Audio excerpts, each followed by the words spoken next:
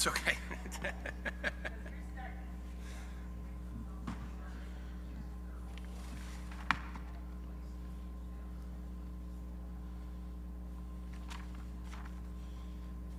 All right, we should go ahead and get going. Good morning. Hope we have an awesome Parents Weekend. I'm Jeff Durso-Finley. I am one of the directors of college counseling here at Lawrenceville. Holly Burks-Becker, my co-director, is here as well.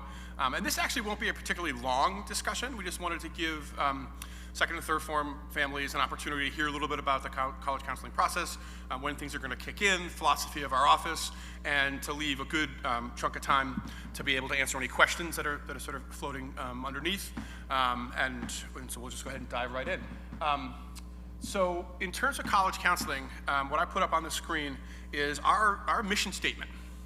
And it's sort of the pole star of what we use for our publications, for the way in which we create our counseling programming.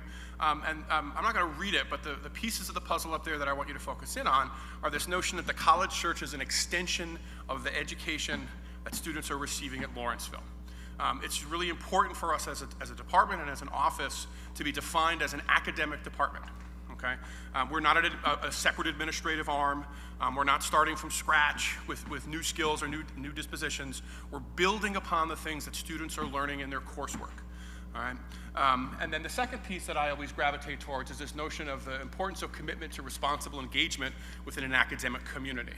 So as we go through the college counseling process with the fourth formers and the fifth formers, not only were we having conversations about how to be successful in an application process, by having them understand higher education, having them understand the manual process of submitting a common application, for example.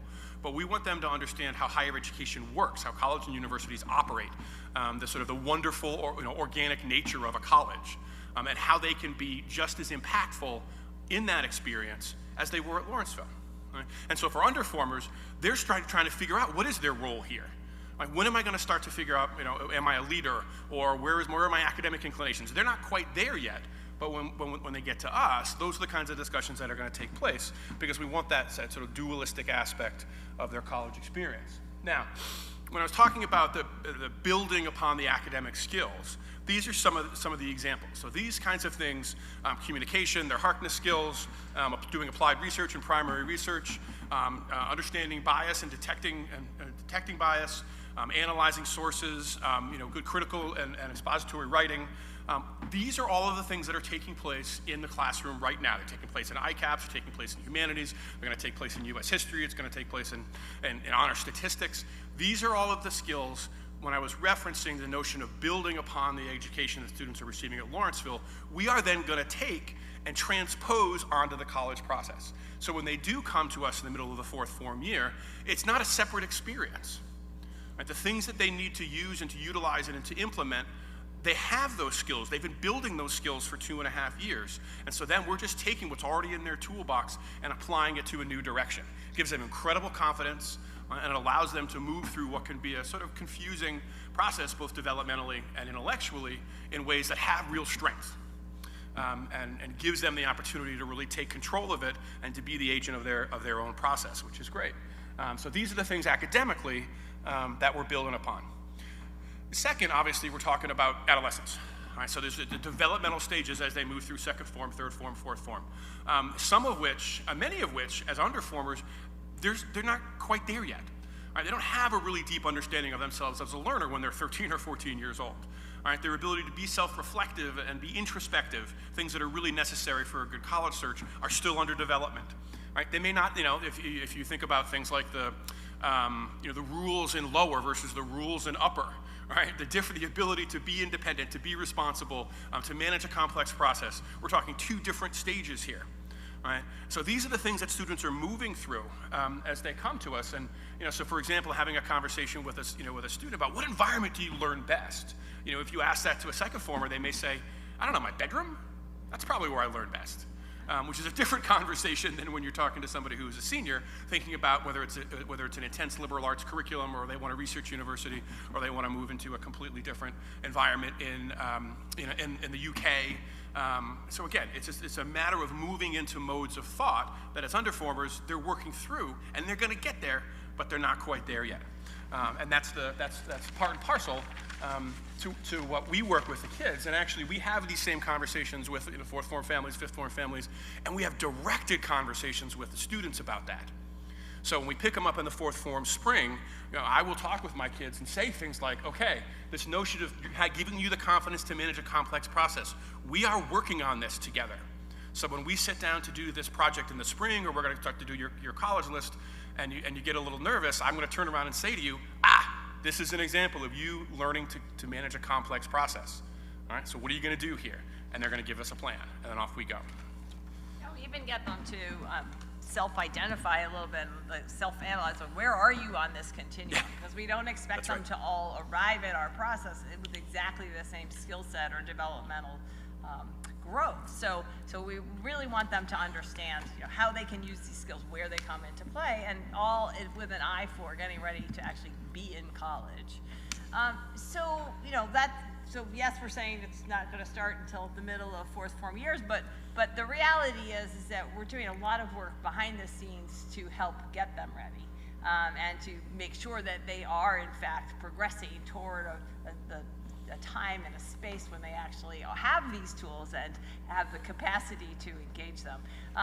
So some of the ways we send some of this message and we interact with the college process, or we insert the college admissions realities into their lives, would be examples that you see up here. So the early, right in the opening of the school year, missive about sort of, you're a second former, here's what you should be thinking about now. Here, you're a third former. So we're going to give you guys, the parents and students, a sense of what we think is important in the year ahead.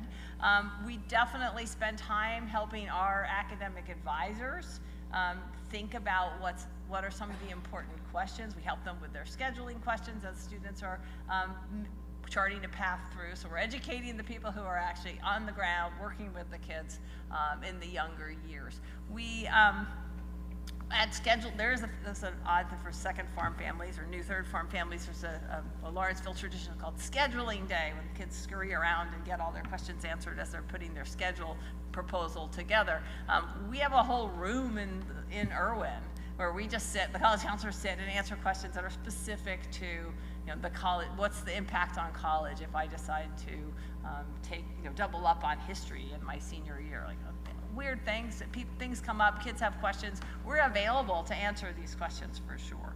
But we also really like to get the advisors to think about these topics.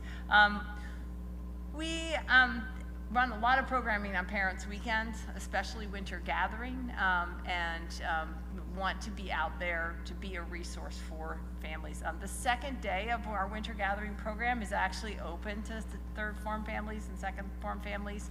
It's very topical. So for instance, if you're curious about financial aid early on, if you have a child who's interested in pursuing some athletic recruiting, there are going to be sessions for you that are really specific to a particular path. So you can kind of deep dive early into that, and you're welcome to keep an eye on that.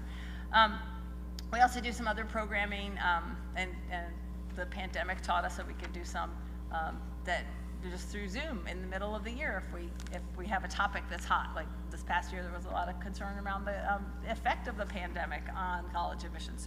So you'll see us on the live stream occasionally, but at the same time, we want to make sure that we are current, as Jeff explained, sort of our connectedness to the skills and dispositions of the kids. We want to make sure that we are staying current with that. So we are in very close contact with the departments. We have sort of a regular rotation of going through department meetings to talk to them about what they're teaching, what's the language they're using, answering their questions about how curricular shifts that they're considering might play out in college admissions. So in the trenches, working with the departments to make sure we're all on the same page.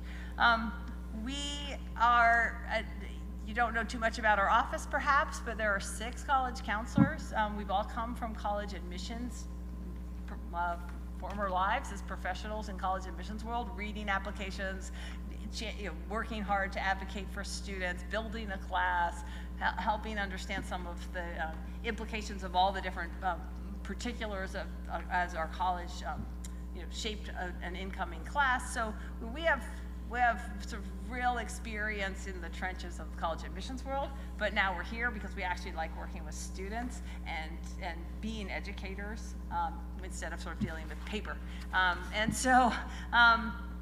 We are really well supported by Lawrenceville to travel, to see colleges, to engage the college admissions community and profession in a way that keeps us really current, allows us to see our students once they've graduated from Lawrenceville in their context. So there's a lot of us, and we're out there and we're engaging, we're gathering information and bringing it back because we work really closely as a team. So these are all things that are happening behind the scenes. And we've also put together a guide for families. I want you to describe it a little bit to us. Some of you have seen this. Yeah, so you, this winter, you should all, both online and in print, to get a copy of the Underformers Guide. We're in the midst of doing a pretty significant redesign, in part because of the changes in the standardized testing world. Again, not anything that your family or your child should have to worry about at this stage in terms of standardized testing, but there's been really remarkable shifts that have necessitated that we go back in and change some of the language significantly and some sections significantly. There's been because of the pandemic, probably 1,800 plus colleges and universities went test optional, and a tremendous percentage of those are going to continue to be test optional over the years. So it's quite likely that we're going to see, as by the time your children apply to college, just the number of students who submit standardized tests is going to get lower and lower and lower and lower. There's been the dismantling of the SAT 2 subject tests. Those no longer exist, which has just vastly simplified the standardized testing world. The APs continue, they've been declining in significance for a long time, but now very few reasons to take a bunch of APs. So everything's really changed. So we're going to go back in and do a bunch of revisions, but the idea behind the Underformers Guide is to give second and third form families and students what the sort of the roadmap and to answer some questions as to what they might need to do. And it starts with this notion of doing Lawrenceville well, and we'll talk about that a little bit in the next slide. But the idea of sort of embracing all of the opportunities that exist, both human and structural at Lawrenceville, that's the best thing that students can do to prepare for the college process. There's really nothing in terms of college counseling that a second or third former should be doing other than some of the aspects that are on there, and those are things that are going to happen in the background. Thinking really intelligently about their course scheduling, thinking about their extracurricular life and diving in that way. There's a section on athletic recruiting for students who want to play intercollegiate sports, how to think about how to organize summers effectively and thoughtfully, and keeping everything in balance. Those are the kinds of things that are in the Underformers Guide, and as I said, this winter, you'll receive both a printed copy, and then we'll send you a link to an online version that's on the website that you can have access to sort of 24/7. So when we talk about sort of what should my child be doing now, with an overarching mantra of do Lawrenceville well, and what does that actually mean? We do want them to build those the discipline-specific skills. Okay, so figuring out how to conduct good research is an important skill. We want them to understand statistical reasoning, and if you're sitting there as a parent of a second former thinking, wait, we're not doing that yet, just pay, it's coming soon to a homework assignment near you. These are skills that these kids need to have to be really thoughtful consumers of the college process. Finding extracurricular passions. Passion's a word that gets overused a lot in college admissions, and it feels like quite a directive. It feels like, oh my gosh, what are they passionate about? Well, you know what? This place does inspire passion. There are so many great opportunities now, and I remember back in my college admissions days having people call me, well, is it better to play the oboe or to do robotics? You're like, I don't know, neither. Like, what does your kid love? Okay, now we get to think about what are all of these opportunities. They should be trying new things as second and third formers, exploring different possibilities, because for many kids, this place is transformative. This is a place where you come in thinking you're really into STEM and you leave fascinated by philosophy. you never know what your path is going to be, and opening up, this doing Lawrenceville well enough to figure out what is really exciting to me. Who am I becoming as a student, as a person? So we want the underformers to be exploring things. We want them to try new things. We want them to be out there and go on a Harkness trip if they can. Join a club that they've never heard of. Ask some of the older kids that they know, what's really interesting, and see. And then over time, they're going to start to deepen their connection to things that are really exciting to them as they start to feel really joyful and connected to opportunities, and they're going to keep to run with that, and maybe some other things are going to fall away a little bit, but right now in the young years, this is a really great time to try things, and with an eye overall, and what do I really like? Why am I doing what I'm doing? Like, what are the things that are giving me a really different perspective or complementing some academic work that I'm really liking? So, being on the lookout. We don't want them sitting in their room playing video games all the time, okay? Sometimes, sure, that's fine. But over time, this place is just a candy land of opportunity, and we want them out there enjoying it. I'll take one more, and then I'll turn it over to Jeff. Developing strong study habits. Again, we do want them to be successful. We want them to take advantage of the structure and foundational coursework that they are exposed to in the early years, and to really embrace Harkness learning. I had some conversations with some of my ThirdForm advisees parents yesterday and said, what, this is a year in which the teachers are going to shift some from, how do you write a 5-paragraph essay to let's work on having a more original thesis. Okay, let's start putting your own independent thought into these assignments in a different sort of a way. That's going to accelerate over time, but they're going to grow. Our curriculum's amazing, and so we want them to develop the study skills now to be able to manage a deepening, intensifying process, and to do well. I mean, we want them to be confident that they have the skills they need to succeed here, to navigate the college process, and to do college really well. We see our alums all the time, and they think Lawrenceville's harder than college. They're really well prepared, but what a shame it would be to not develop the skills to support their aspirations. And I'll collapse two of these, the notion of thinking long-term about coursework and assessing mastery versus pace. Because the timing's beautiful, because I just had some conversations with my ThirdForm advisees over this last week based on their interims. And this is exactly what came up in those conversations as an advisor. Because underform students don't necessarily know at this point, nor should they, that there's departmental learning outcomes, there's overarching learning outcomes for the school, and departments and disciplines build the skills in those fields, both horizontally and vertically through the curriculum. Right, so if you are a ThirdFormer in the fall, right, your goal isn't really to get good grades, although that's sort of floating out there. Your goal is to start to know and to learn what it means to think like a historian. What it means to write papers, critically and develop a strong argument. It's to think of what are the disciplinary-based skills that the departments are trying to embed in the coursework, because you're going to have to accumulate those skills and build upon them across the entire year. But then when you move on to the ThirdForm or the FourthForm, depending on where you are, you're going to need to amplify the skills. Right? And as coursework gets harder, if you don't have the foundation, if all you've been doing is chasing the grade, you're not going to succeed. Right? You've got to build those disciplinary-based skills as you go, because then when you move from humanities to forces to honors U.S. history, you can handle U.S. history, honors U.S. history at a very high level, and be sort of intellectually engaged. But you can't do that if you're not thinking long-term and assessing the mastery of that discipline versus just trying to get through it. Okay? And what's interesting is I all of a sudden looked at this slide. I started talking about standardized testing and realizing that we got to eliminate that last bullet point because it doesn't apply anymore because there's no more subject tests. So it's actually something that you can remove that from underformers. They actually don't have to think about standardized testing at all. And the first test that they're probably going to take is maybe the PSAT in the FourthForm year.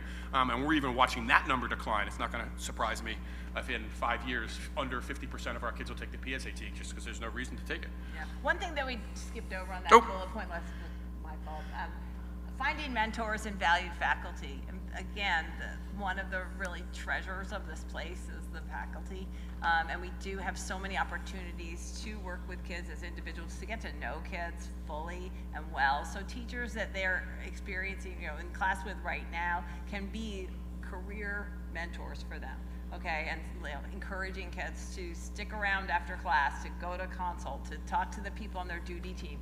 These are all people who are invested in the lives of these kids, and they're going to get great advice and support from them over the course of time. So these teachers that they're engaging right now matter. They might not be the people who are writing their recommendations long term, but they have really good early insight into these kids as they grow, and they should be cultivated. Okay. So we thought it'd be fun to take on some of the rumors that float around in the college admissions world, and about college counseling in particular, and just sort of try to demystify some of them for you, and then turn it over to Q&A just so that you all can get what's on your mind answered. So the notion that you need to start college counseling sooner, why aren't you doing college counseling right now with my kid in 9th grade? Is a question that we get a fair amount, okay? We have as Jeff's explained quite thoroughly, we have a very intentional method to our process, and we think long and hard about using what Lawrenceville actually generates before we're sending the kids on the way. So if we start earlier worrying about the difference between, as we often say, Bates and Colby when you're in 9th grade, or how to make sure that you get to be you're perfectly positioned to be a doctor, when over time you have no idea if you want to go to a school, if a school like Bates or Colby has any bearing on the kind of environment that's going to actually suit your learning best, or you've made a big pivot into philosophy over the course of your tutor. Well, that's a lot of wasted energy and time, and they're not ready to do it. So trust us on this one. Doing Lawrenceville well is the best early college preparation you possibly can have. So I'll tackle the summer question, and again, this will be an underformer's guide to really talk about the summer. And I vividly remember maybe 4 or 5 years ago in this discussion, a question came up at the end and said, okay, I just want to follow up about the summer. Is it better to do the academic program after 9th, and then the service program after 10th, and then the travel program after 11th? Or should the travel program go after 9th and the service in the 10th, and then and it was such a perfect encapsulation of some of the rumors that had came to this particular parent. There is no perfect formula for the summer. In fact, for some kids, when you're on an admission committee, you're going to have 10 people sitting around a table, all of which have different preferences. And I remember, Jimmy loved kids who did 4-H, and that was his thing. So if a kid did 4-H in the summer during the academic year, he went nuts. And there was somebody else on the committee who was like, no, kids should have jobs. They need to work, right? So if you're scooping ice cream for the summer, right, or if you're working at the Big Red Farm, that's awesome. And then someone else who loves surfing. So there's all kinds of diversity of thought on that admission committee. And what was important was connected to that child, right? So there is no formula. It's like, what would he love to do? And so when kids come into my office, or we're at scheduling day, and they say, well, what should I do this summer? I have these choices. It's like, what is going to be the thing that makes you jump out of bed in the morning and say, I'm so psyched I get to do this today, right? That's the choice. Don't position, don't try to strategize. Think of what's really going to make your life meaningful. And so, for example, the perfect formula for the summer for my own kids in any given year was on Tuesdays and Fridays, you put your backpack on and you walk down to the local library and you fill it with books and you come back and you sit on the porch. Because I know how hard kids work here. And I wanted my own kids to have a break in the summer. And that was our formula. So it's going to be kid specific. But I would fall back on that notion of what's going to get you really excited, what's going to make you smile, what's going to get you to jump out of bed in the morning, and that's the kind of stuff to pick. And you don't need to spend money. Yeah, sure, that's to right. have an enriching summer. Okay, in fact, it's often counterproductive. So find things, lead with joy, lead with curiosity. We don't want them to do nothing unless doing nothing means sitting on the porch reading books that they're really excited about, right? We want them to feel like they're using their brain and their heart over the course of the summer, but in a really different way than they are when they're at Lawrenceville. Okay. Well, you must take as many 500 level courses as possible, even if it means accelerating your schedule. This goes back to like pace and mastery questions too. For as much as rigor is something that the colleges care about, performance and mastery of these disciplines and the subjects matters more.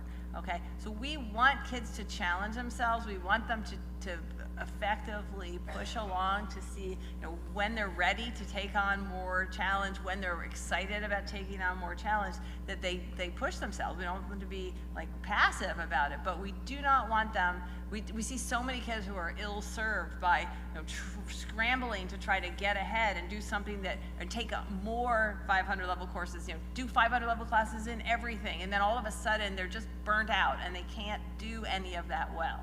Okay, we want them to love what they're doing, to get out of bed. We want them to be excited about going to class and doing their homework in the courses that they're particularly engaged in and ready to handle extra rigor. So resist the urge to not listen to, well, that's too many negatives.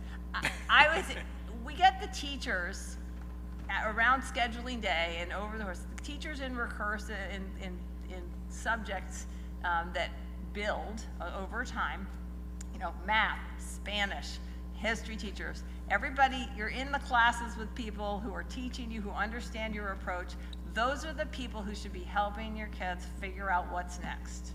Okay, and their advisors who can look at the big picture. Because what you don't want is to have a math teacher say, here's the next best class for you, based on what you've done in my class, what I've seen in the way you learn, and you say, nope, I'm going to go over here and take this harder class because I heard that's important for college.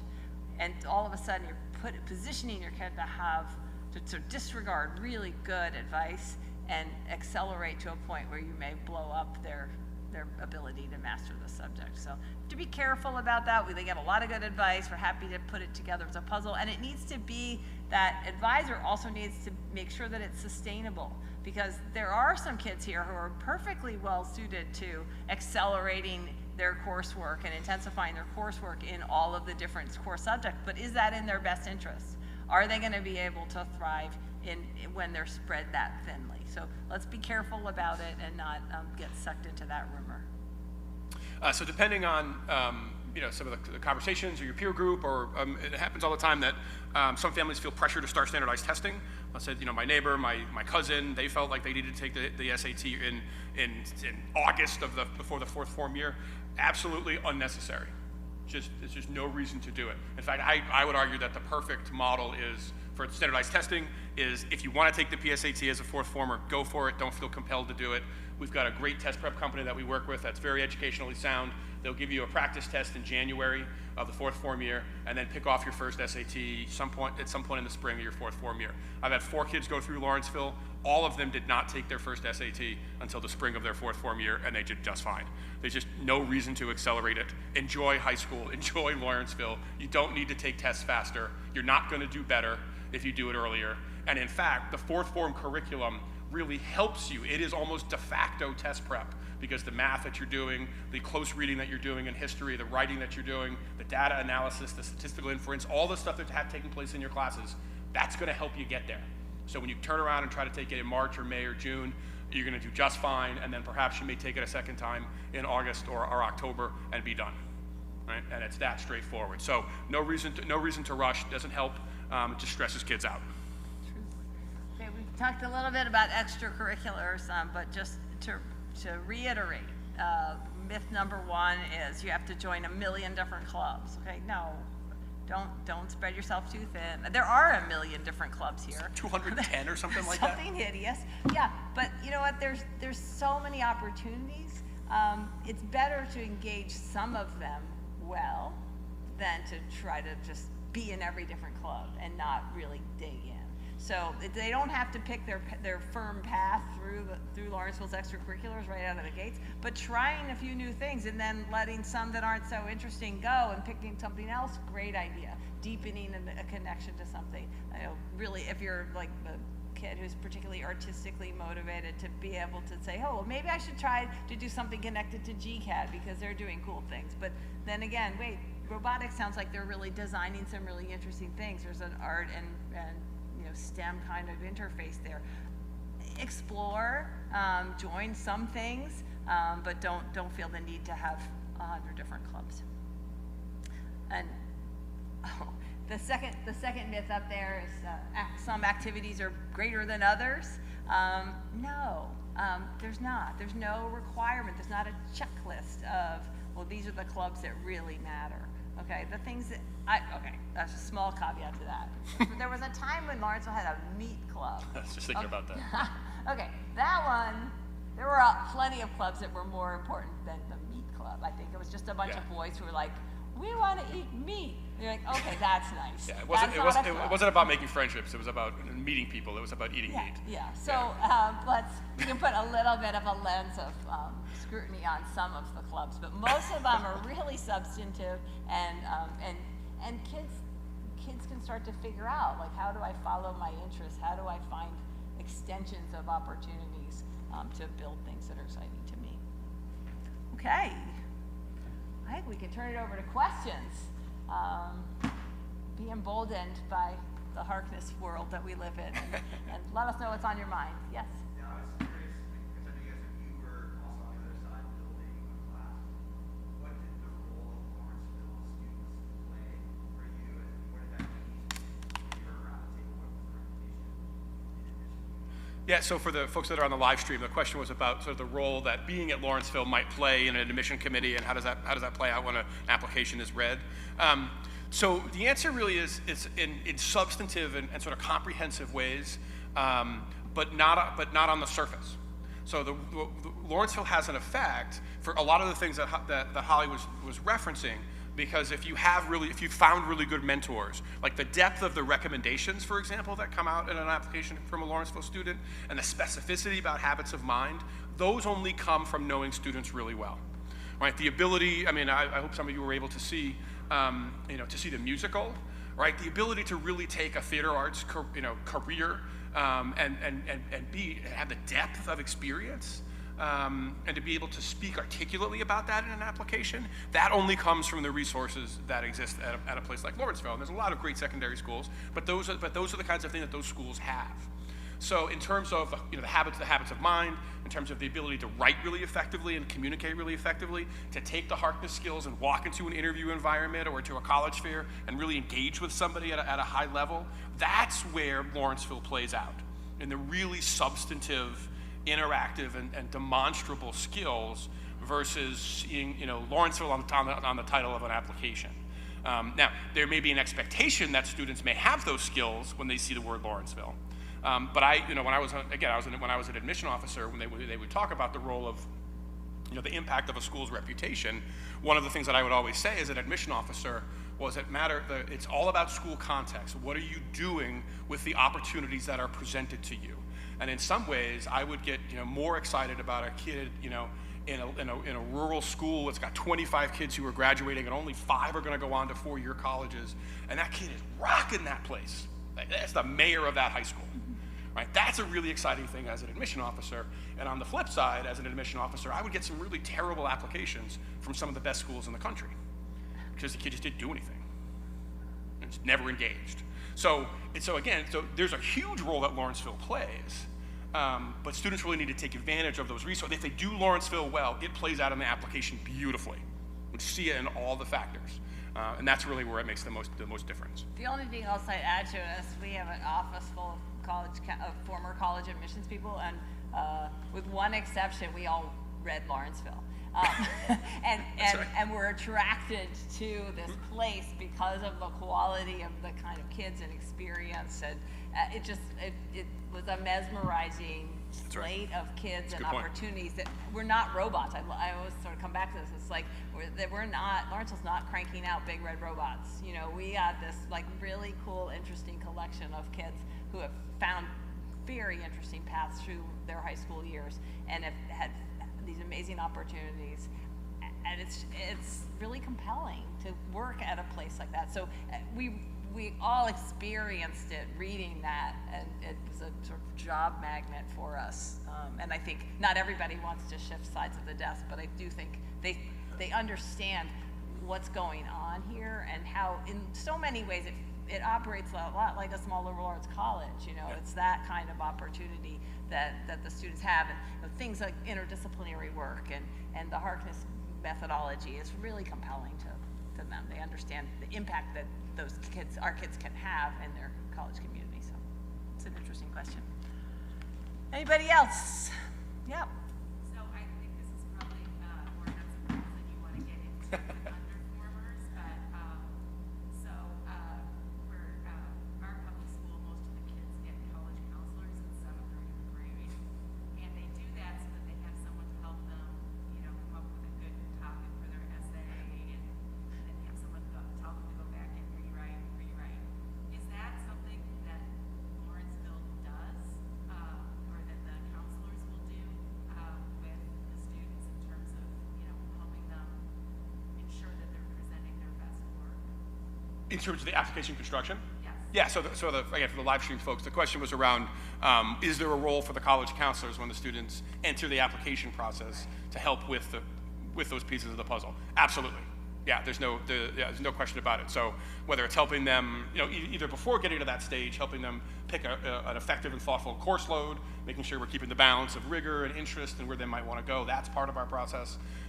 But in terms of helping them pick good recommenders, people who know them well, and who might fit with the trajectory of or where they may go academically in college, we're part of that process.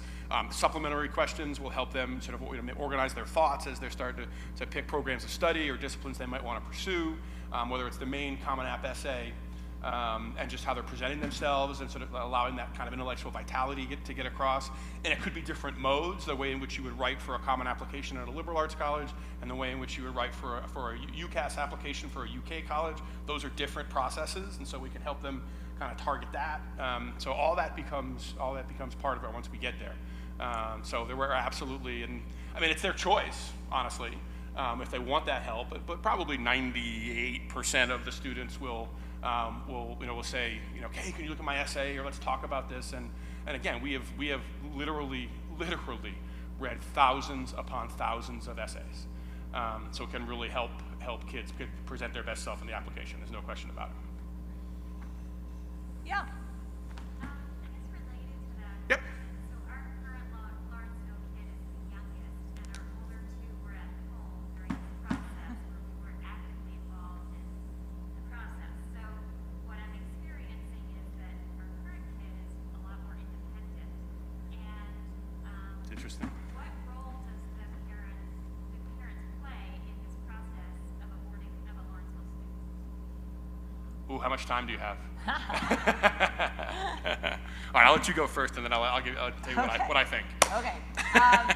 So I think that it's a really good point that we do cultivate independence by being in this community. And we want, that's part of the value of Lawrenceville, right? Is that we get kids who are thinking for themselves and being more independent. They're ready to go to college. Once they, we sort of sometimes have a long view of this. It's like our kids get to college and if anything, they're a little bit bored when they first get there, because they're like, yeah, I already know how to do my laundry. Yeah, I do my homework. I can navigate the dining hall. It's like, wait, why is that exciting? Talk to professors.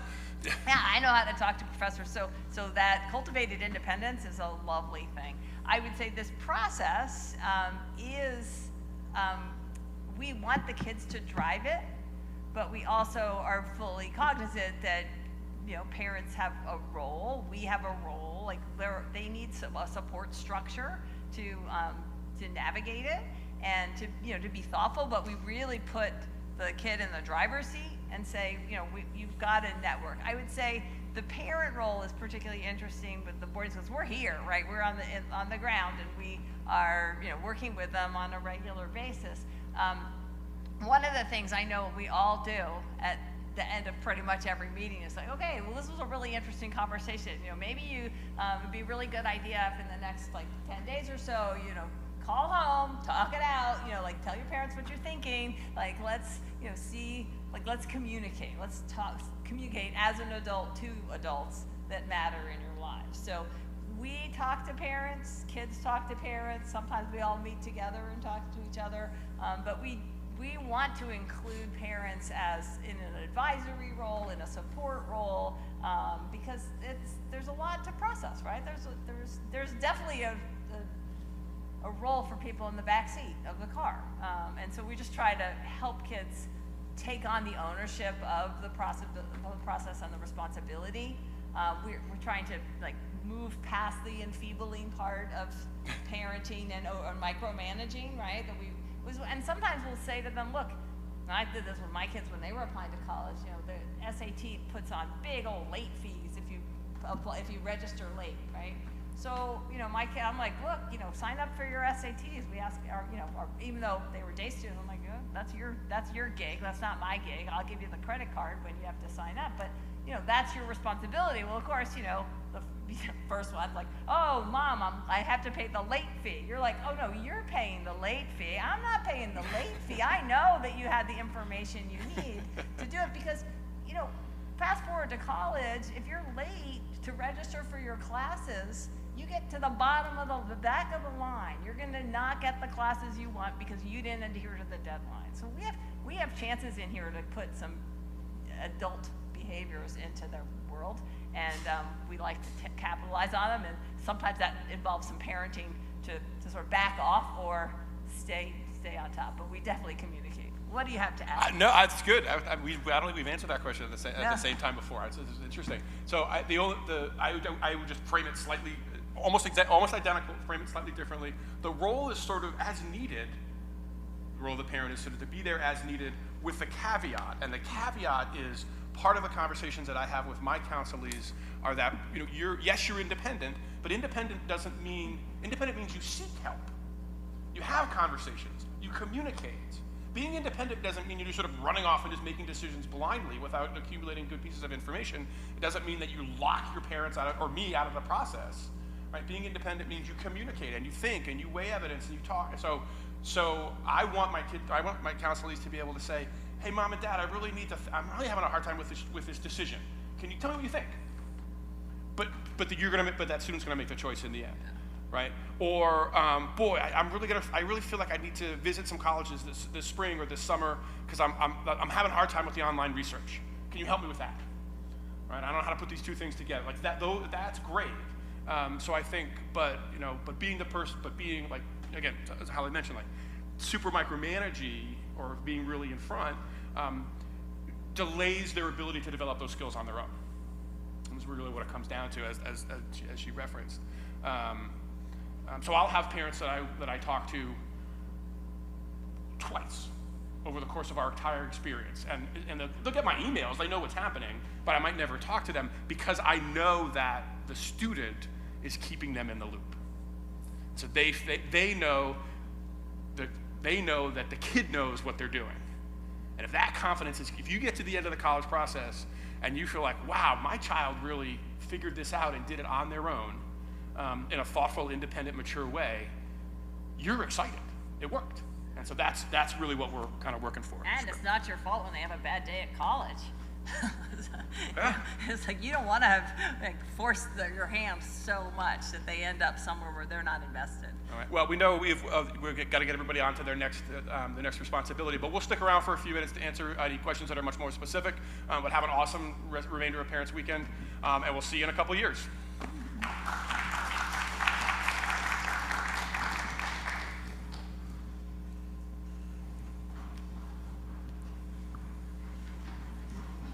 Careful, we still have hot mics.